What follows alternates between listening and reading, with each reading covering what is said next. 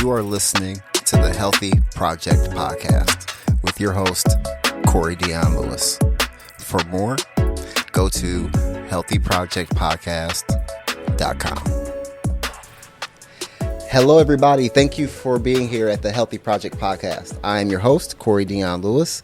I have a wonderful person with me, and I say this a lot because I only interview wonderful people. But when we connected, when was that? That was like... It was several months ago. Yeah. And I just remember being there and hearing about the services and the things and the population you serve, and just saying to myself, I think I even said it out loud, why doesn't anybody know about this? Right. You know what I mean? So I'm so grateful to have Alyson Simmons here with me today. Alison, thank you so much. Before we get into our conversation, can you tell the people a little bit about yourself, what you do, what gets you up in the morning? What gets me up in the morning is a sense of hope about the ability to be the difference for many people who are often not helped. You know, one of the things that we say in our space is the most harmed are often the least helped. And so we really want to change that.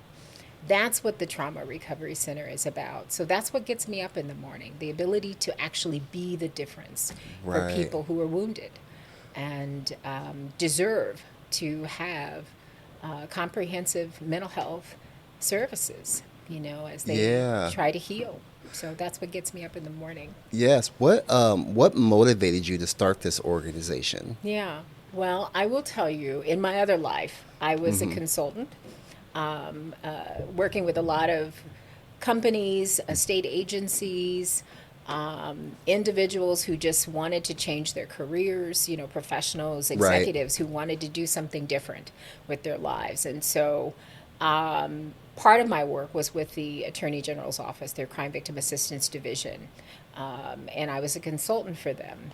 And their director at that time went to California and saw this really comprehensive model of care for survivors of violent crime. And she came back, she just said, this is something that Iowa doesn't have, but Iowa needs this. And so we met, we had lunch, and she laid it out on the table and just said, I would like to do this here in Iowa, but I don't know how to do it. Will you help me do it? And at that time, I was really looking for something that really fed my soul.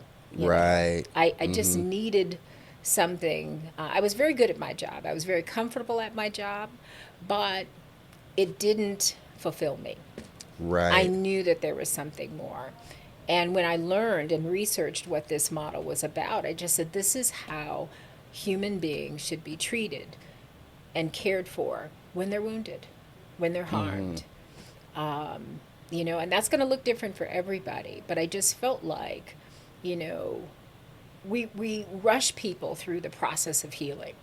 3 days bereavement is what you get when there's a loss. And that's crazy. That's just insane that is an acceptable practice. Like, what was it that they was like, you know what, it'll probably take you about 3 days to get over something like this. We're going to give you these 3 days right quick. That is so bizarre. It was bizarre. Insane. And when you think about people who've been victimized, it's not just loss, people who've been victimized, they're, you know, that's just an assault against, you know, our sensibility. It's an egregious offense to harm someone physically. And, you know, people don't think about that. You know, for somebody, it's just a barbaric act to be hit, you know. And so one of the things that we did was we just said, you know, we're going to take some time. We put some time together to plan out a 3-year plan of what we were going to do in starting the center. And it's been incredible. It is the honor of my life to do what I do every day. Wow. And the space is awesome. I've been in the space. It's such a cool space. And I remember there was this room where it's just very, you could just feel like it's a place for peace and just like very therapeutic. Absolutely. So I really, really appreciated that. I was on your website and I was looking at, your mission statement. And on the mission statement, you mentioned the utilization of culturally responsive, evidence-based practices. And so how do these practices enhance the recovery process for survivors of trauma and violence? When people have been victimized, first of all, I'll say we take our survivors where they're at. Sometimes, we have this perception of an individual who's been harmed. You have to personalize that. You have to make their care very individualized, very tailored. One of the things that we do is we do a comprehensive assessment with survivors. We can do bedside clinical evaluations and assessments to really determine what's going on with this individual. Now, the trauma happened to them, the victimization happened to them, but there are other pieces that may be necessary to really help this person get to a space of recovery. And so we assess that on a regular basis. And so then once we get that information, we're able to develop a plan of care for that individual. And so when we talk about evidence-based practices, we're talking about psychotherapy. We have 2 psychologists and 2 licensed mental health counselors who provide clinical care for those individuals that we work with. And we also have a clinical care coordinator who facilitates all the services and supports that individual may need as part of their own unique journey to heal. It could be that, perhaps because of this person being assaulted, maybe they lost their job or they lost their housing, and so therapy doesn't matter if those needs aren't met. Yeah. You have to get people ready to go through the journey of addressing their trauma. Right. You said something, I want to touch on that a little bit more, because you said something that I think can resonate not only with the work that you do, but the work that I do, the work that other people do, is meeting individuals where they 100%. Are at. And that is so important because it's almost like we have this as a helper or someone who wants to help. Yeah. I know what you need. Yes. Right? Yes. Like, I know what you need. Like, just do A, 100%. B, and C. But they're like, I ain't even ready for A, B, and C yet. Right. Like what's going on? You know what I mean? And that's why the assessment process, there's a self-reported component of that, which is that life stabilization that we're looking at. Right. How unstable is this person's life? And it's their own view of that, not ours. And then we do the clinical evaluation and the mental status exams, all of those different pieces that really look at the trauma that they've experienced, whether it's PTSD, maybe they're suffering from depression or anxiety. So then we get into that. But we do that other piece first. We do the life stability component first so that we can obviously get them to a place of safety if that's an issue for them. Get their housing in place if they need that. And so we utilize assertive outreach to do that. Sometimes people get a lot of information on the front end, but people are still in shock. And so they're not hearing what you're saying. You're just talking. And so it's really important to slow that down a little bit and give them a time to reflect on what their needs really are from their own perspective so that we can put some things in place. And we can do that with them. We partner with them to do that. We don't just send them somewhere. We, for some of our clients, first of all, I'll say that we serve Polk and the 8 surrounding counties. And so our staff will go to Marshalltown. They'll go to Boone. They'll go to Ames. They will hit the road because therapy doesn't need to happen in an office. Right. Sometimes people can't do that. Right. They have a transportation barrier, perhaps. Transportation, even the stigma around being in the office. Yes. And so we will, for some clients who may be senior, we may get them a laptop so that they can participate in telehealth if that's what they want to do.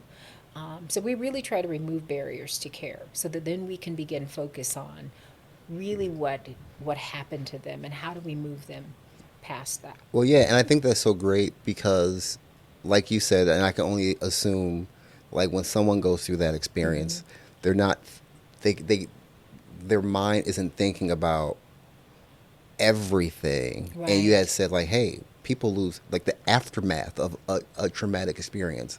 Well, if you lose your job, if you lose your job, then you lose your home. Yeah. You lose your home. Like people aren't thinking about some of these things, so it's nice to have somebody to kind of help lead you and guide you. Yes. That is thinking about that for you on your on your behalf. Yes. And so we do. First of all, there's a crime that's taken place. So we have to help them navigate that too. So it's not just, the life stabilization components, but we're also looking at what happened to them. We share their rights as a survivor of a crime. And most people don't know. I think it's 1 in 4 victims actually do get help. Like that just doesn't make sense.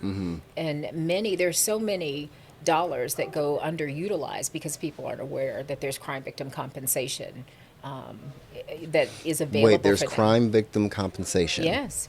Really? Yes. When you've been a victim of a crime, there are resources that you can be reimbursed for. Now, it doesn't cover everything, but it's an opportunity to, for example, if you missed work, to get that covered. There's also, we help people with, unfortunately, when there's a crime, there's an aftermath of that physically in the space, And so we work with crime scene cleanup to help with that, particularly in cases of homicide. It can be thousands of dollars to get those things handled. And people can't, let that go. They have to I need to get this handled so then I can kind of deal with the grieving process that I need to deal with, getting them through the funeral, So that is part of what we do. We help them navigate just the basic things that happen when there's been a crime. Right. Can we go further into the healing and recovery journey for somebody? Absolutely. And so we already spoke about meeting people where they're at. Yes. Right after victimization. Could you describe just what it looks like? And this doesn't have to be like a specific person, but just kind of give us like an idea of what this looks like in practice and how your team facilitates this initial crucial stage of healing. Sure. Well, when they come in, like I said, we alternate clinical care coordination, the care coordination component with therapy. So they're not just coming into therapy every week. Because one of the things that we have to do, because treatment is lasting for up to a year, we have to maintain that stability so that they can focus on treating the traumatic event that occurred. So what does happen is the care coordinator will do an initial assessment. We meet weekly as a full team, and that's our clinical staff and our care coordination staff.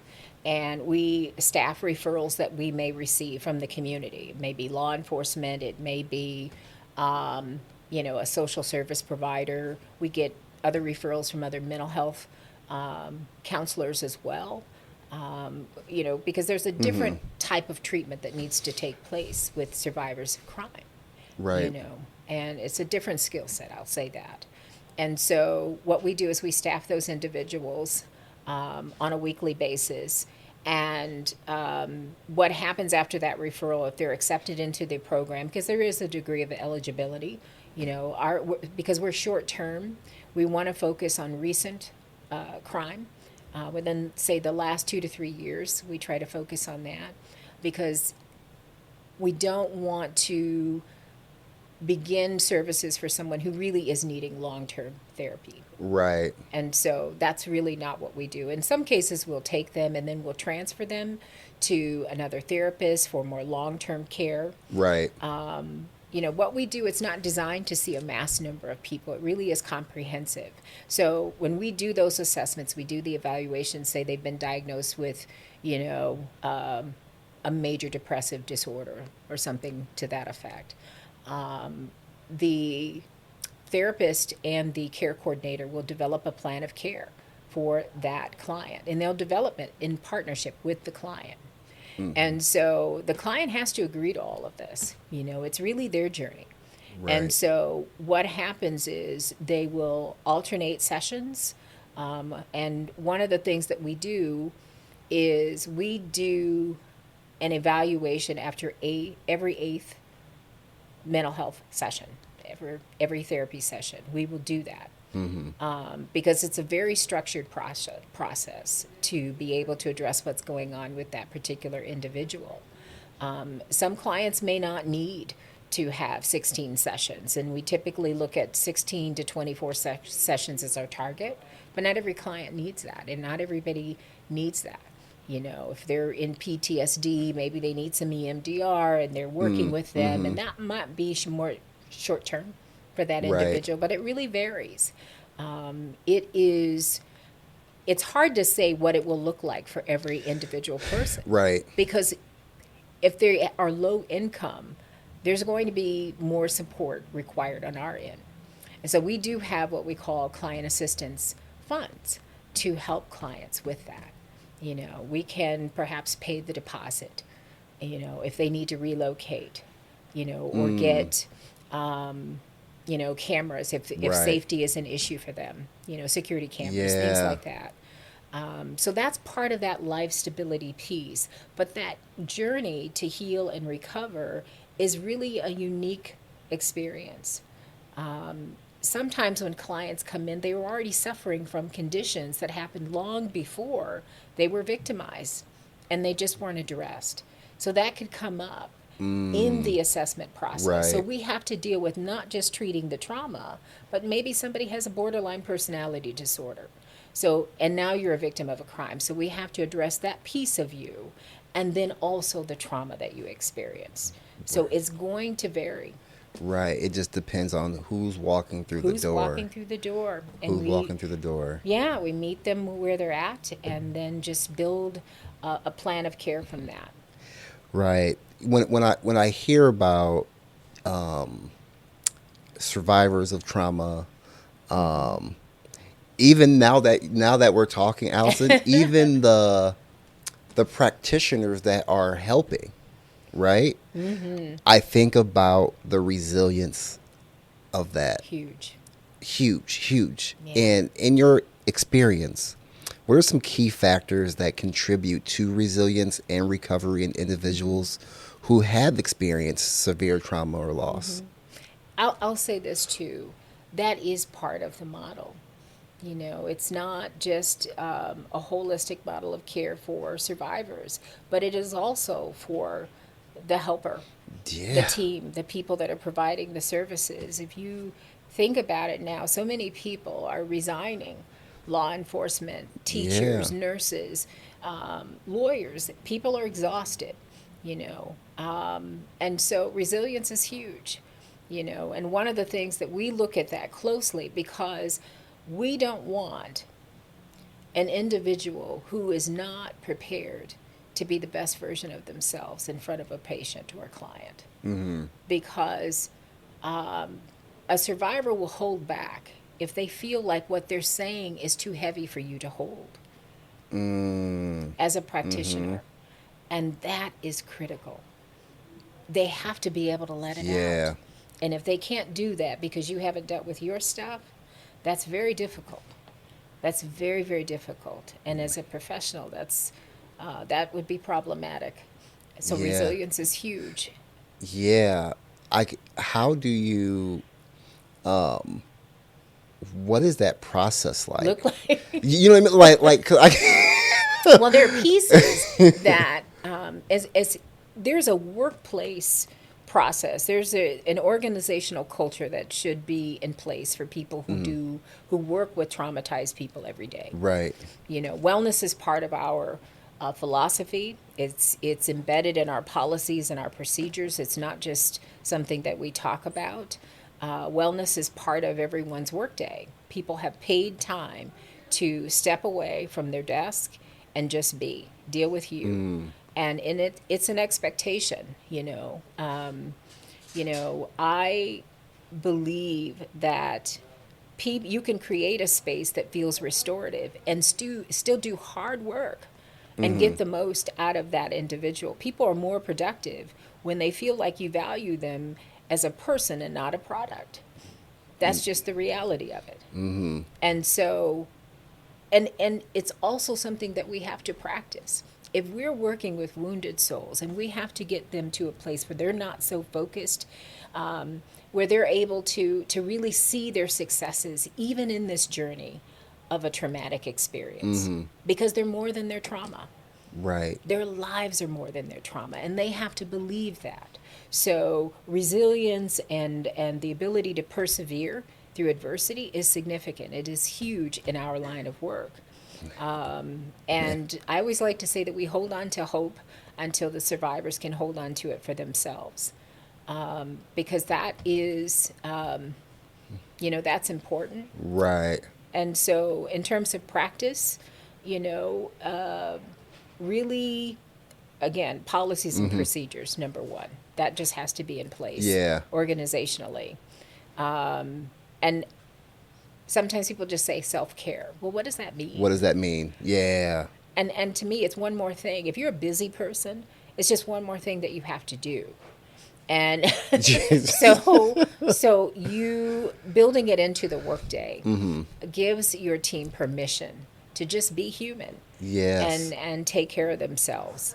And so we have a meditation and massage room that is available for our clients, obviously, and for our staff to just take care of themselves. Julie gave me permission. She said I could come whenever I want. Absolutely.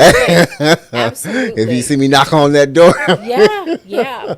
Our clients have the ability to engage. We have a licensed massage therapist.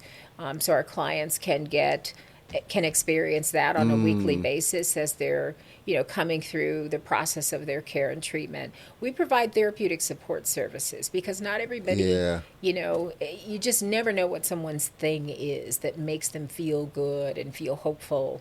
So maybe they art is their thing. Right. Maybe drawing and journaling is important to them. So we have all of those options available for individuals, in our space. And we find other more advanced folks who may be an artist who can work with them. And we just call that innovative therapeutic support.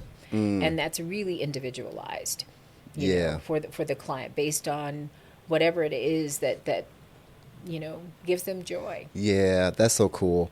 I can only imagine that running an organization that has such a I like to say that people who do things like you do, they're Avengers, right? What Avengers tackle the biggest bad guys in the world. Oh, and this is one of those things. But with that, even though it's rewarding, there are challenges. Yes, it is. You know what I mean? And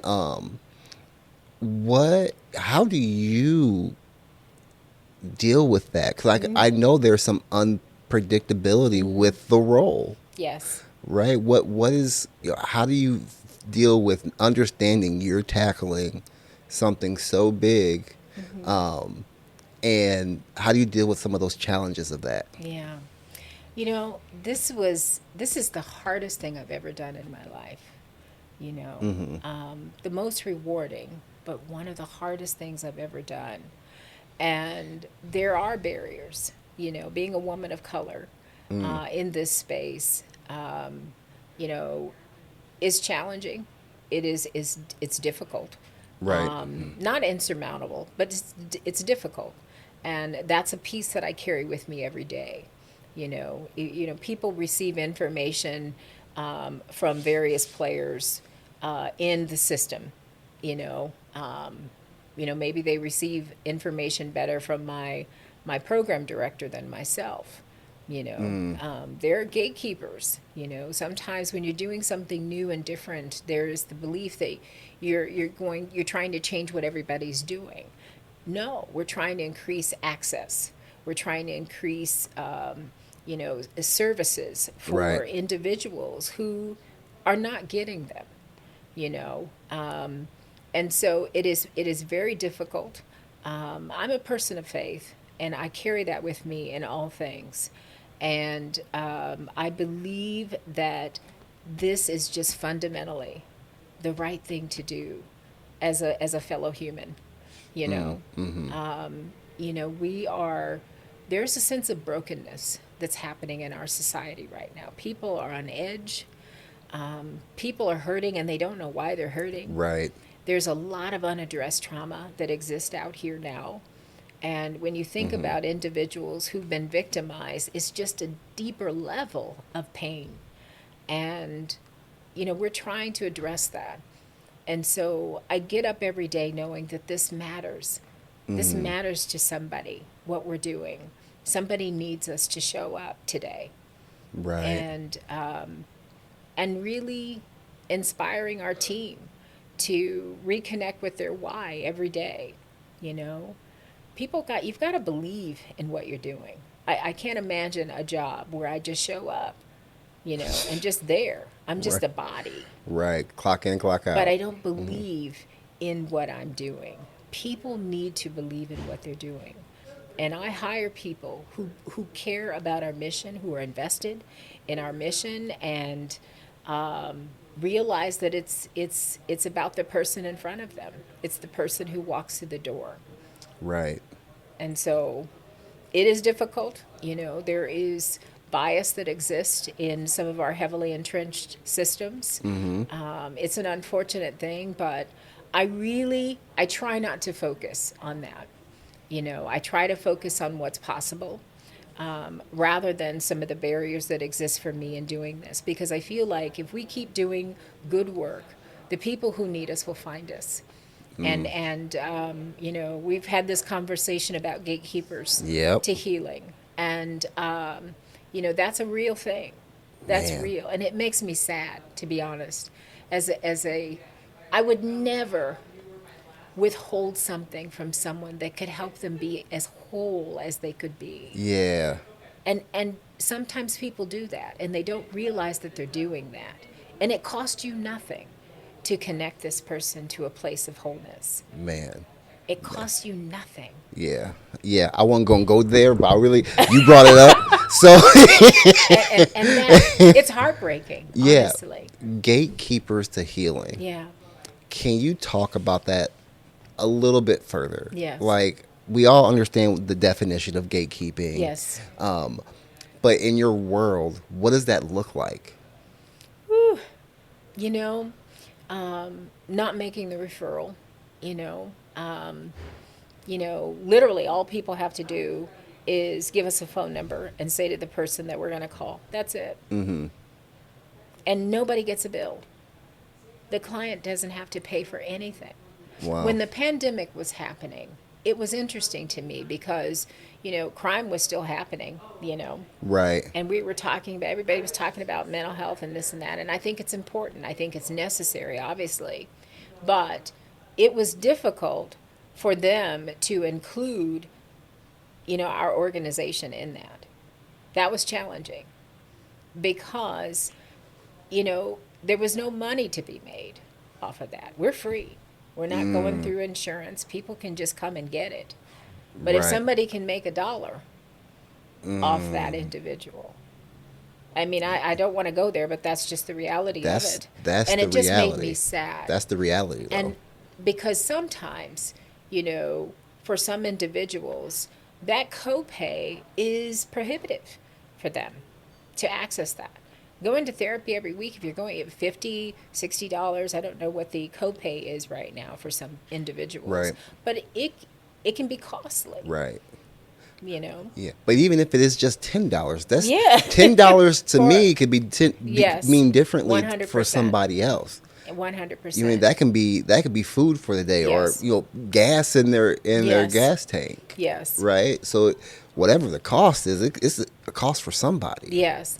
And I'll say this, I want to make sure that I'm clear about this because, there have been incredible organizations who have partnered with us to help us not just serve survivors, but also serve the people work with survivors, because you have to do both things at the same time. It's kind of like I think about people who work with children, and you sow all of this into a young person, and then they go home to a dysfunctional environment.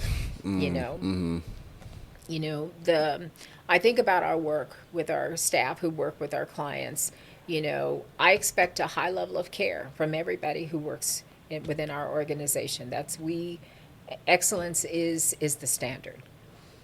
But the staff are my clients. And so I need to equip them to be the best version of themselves so that they can sow into those people who walk through our doors or call us, for help. Because survivors are counting on us to get it right. Right. And so that's an important piece. But the gatekeeper piece of this is, I don't think sometimes it's people do it knowingly. Sometimes people just do what they do. And, they don't want to change. Right. Well, we're used to just sending folks to this place. But why? Right. And we get them. The sad part is there are referrals that we get, maybe 2 or 3 referrals later, because they're not helped in that environment. Survivors and individuals need all of the services that are out here to be made known to them. Sometimes, it's a communication issue. Changing protocols, whether it's with law enforcement, hey, I'm going to, we have this list that we've traditionally used, right, but we're going to add this organization because they can actually provide free mental health support to survivors immediately. Right. Like, they don't have to wait 6 months to see a practitioner. That's insane to me. Yeah. And then by the time they get to us, the bottom has fallen out because they haven't been helped. They went to court, they did all these things, and I'm not saying that that's not important, because it is incredibly important. Right. But that other piece of true recovery, that is put on the back burner. And by the time they come to us, when we get a referral too late, it's heartbreaking to see, because maybe they lost their job, their housing, maybe they're homeless now, because they were so affected by what happened to them that they weren't able to function. We have homicide clients who have been victimized to the degree that within 2 months, they lost their job, they lost their housing, because it was just devastating to them. Right.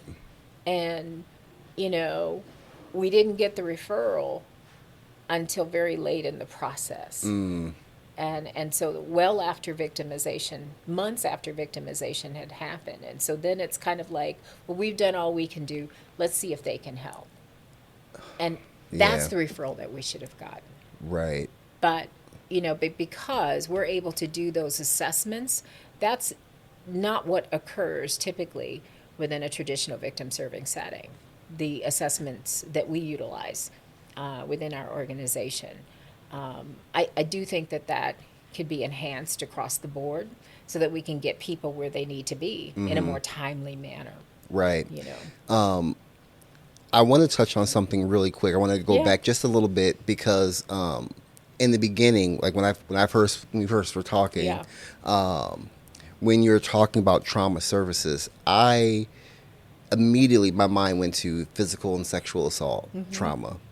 But I understand when you're talking about trauma, you work with more than just that population, or is it right? Is it just, it's not just physical or sexual assault? There's maybe some other things that you guys work with. The types of crimes that are overlooked in terms of people needing help and support after it's occurred, assaults, homicide, sadly, right. That is an area of need. When people have been victimized, it is, we serve every type of crime where it's considered a violent crime. That would be sexual assault, human trafficking, gun violence, obviously homicide, domestic violence. We've had a whole host of clients that fall within that range, and we will look at things on a case by case basis. Um, you know, so it can vary, but that's really what this model was designed to do, is really those more acute, intensive crimes. Right, right. I just wanted to make that known because you Yes. never know what somebody who's listening, what they're may know someone going through or maybe going through Yeah. themselves. Yeah. So like I just wanted to make sure like if someone's listening or Yes. watching, like, oh, that's not my friend or that's not me. Yeah. Like I Yeah. want to make sure everybody knows that potentially they could utilize these Oh, services. absolutely. We've actually presented to professionals who realize that happened to me, and then will come and seek us as a client. Wow. Because as professionals, that's somebody else, that's not me. And it is, that's a crime, X, Y, and Z is a crime. And they just didn't realize it. But we sometimes don't see ourselves in people who've been victimized. Well, that'll never happen here. I'm sure, Perry had what had happened in a small rural community, and you just think that's never going to happen in a small rural community, but it is happening in communities across this country. Yeah. And I do say this, that there is just a host of unaddressed trauma.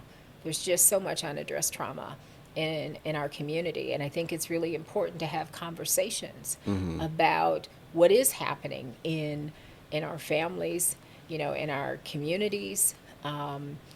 Sometimes we know in our own families somebody who's not well and who's struggling with something, and to not ignore that. We can't ignore those things. I remember growing up, my parents, my siblings would say, hey, recognize that this person is dealing with Right. some things. And, back in the day, they would just say, stay away from so and so, stay away. Yeah. But my thing is, why isn't that person getting some help? Why aren't Right. we getting that individual some help before the bottom falls out? Right. I understand having people stay out your business, but there's sometimes business needs to be put out there so we Yes. can help people. Because Right. what we hear, we didn't know he'd do that or they'd do that, but Right. you knew that something wasn't okay. Yeah. And I think that we have a responsibility to engage and not allow that wound to fester, Yeah. No, that's because real. people are affected. There is in that particular incident, how many people were affected is just incredible. Teachers, friends of the victims, schools personnel, the community at large, because the principal Yeah. lost his life tragically as well. It is, we've just got to do better Yeah. as a society to have hard conversations when we need to. And, we can't predict certain things from happening. We can't predict or prevent all things. But there are things that we can do. Violent crime is happening in 2020. I think that was it 58% of violent crime was happening in a home, in a Wow. residence, and 60% had a relationship, known or family member, some sort of direct connection with the perpetrator. Wow. We've Wow. got to dig deeper Yeah. to deal with that. So that says to me that our social networks, there's something askew there. There's something off there. Something's not healthy in that space. Right. And so having conversations about where we connect and align ourselves, Right. we've got to encourage people to look for healthy relationships. Encourage people to look for healthy. Yes. We all, everybody wants all the different things, Healthy should be one of them. Mentally healthy. You should be looking for that in a significant other or a friend group or whatever. Yeah. Because there's a lot of toxicity out here. Yes. Oh man. No, that's really, really good. So let me ask you this Yeah. question.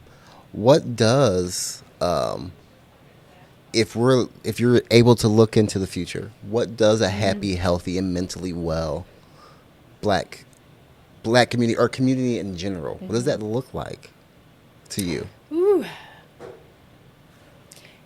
It, you know, it looks like honest, authentic conversations about who we are, what we're capable of. There are stigmas that we need to address that just aren't helpful to us as a population of people. And I'm a big believer that there needs to be a shift in just thinking overall. I mean, we talked a little bit about vicarious trauma and resilience, but we're so focused on what's negative and not what's possible. Everybody talks about all these different health conditions that may affect. Yep. And there's no doubt that there are disparities that are real for all of us. But we have to begin talking about what healthy looks like rather than Right. all of the things that can happen. Right. And you know, and I just want to just say this, just as a little side comment. We spend a lot of time in our work dealing with vicarious trauma. People who burn out, they have compassion fatigue, all of the different things, because they're so focused on identifying themselves with the trauma of survivors, the trauma of their clients, but not recognizing the victories that are also part of that experience. Right. Because that's what's going to keep them together, and not staying stuck on focusing on the pathology of trauma, but the potential of what that person's life can be, what they can experience in a healthy space. We've just got to shift that a little bit. But healthy for our families is honest honest conversations. We need to have those in our community. I just don't think we do that enough. In our household, talking with our children about wellness, making it part of the day. I think that, we just, there are some things that we used to do well when our families' systems were more intact, but our families look very different now. But it doesn't mean that those things aren't possible. Right. And we just need to have conversations about that. We need to do more parent education. We need to provide more supports for parents. We need to, one of the biggest things that I think has affected, I will say, Black families in general, is the issue of fathers, not having fathers present to the degree that they can be, Right. And that's a whole other thing. Yeah. That's a whole other thing because Yeah. I believe that, and this is just my own core belief, that men are a medically underserved population. They are, technically. In the eyes of the government, they are. Medically underserved. Yes. Men don't just engage health services. Oh, yeah. They don't. They got to, Yeah. Wait till the toe falls off and Yep. all of that. And so, shifting that, I used to be part of an organization where it was very focused on women's health. And I thought, well, why are we just talking about women's health? Why aren't we talking about men's health? Why aren't we talking about, if you're talking about even like in reproductive health, there was such Right. a focus on what women are doing and access to this. But what about men? Aren't they part of that equation? Men have to be seen as a being in their own right in terms of what their own health Yeah. needs are. And they're not. We just don't use that in our verbiage, And that is a problem, you know. I used to do a lot of outreach programs to target men specifically because I believed that that was going to contribute to the health and well-being of the family system. Right, right. Dealing with that Yeah. will be the snowball to Oh, improve. it's huge. Yeah. It's huge. There's so much research that talks about, you know, just the actual presence of dad in the home and having that healthy relationship with his children, and whether they're together or not, having a strong co-parenting plan in place is just going to add so much Right. to the health and well-being of that family unit as a whole. Makes sense to me. Yeah. I mean, it I mean, makes it sense to me. Yeah. It's just, that's just the truth. You know, Yes. and there's a lot of research behind that too, as Awesome. well. Oh, Alison, I want to be mindful of your time. Thank you so much Thank for you. being here and providing my audience with this educational lesson. Let us know more about your organization. Absolutely. For those that want to learn more about your organization, where you're at, more about what you do, where can they connect with you at? Where can they find you? Well, we are on the web. We are the Central Iowa Trauma Recovery Center, and it's just www.centraliowatrc.com, and Iowa's spelled out. And so we have services available. People can actually fill out just a very simple contact form, and we can reach out to them and have a one-on-one meeting to talk about the services that are available and whether or not it would fit for them. And they can just call. You know, we're available and ready to assist people where they're at. Awesome. Well, again, I'll make sure I have all of that in the description of this Yes. episode.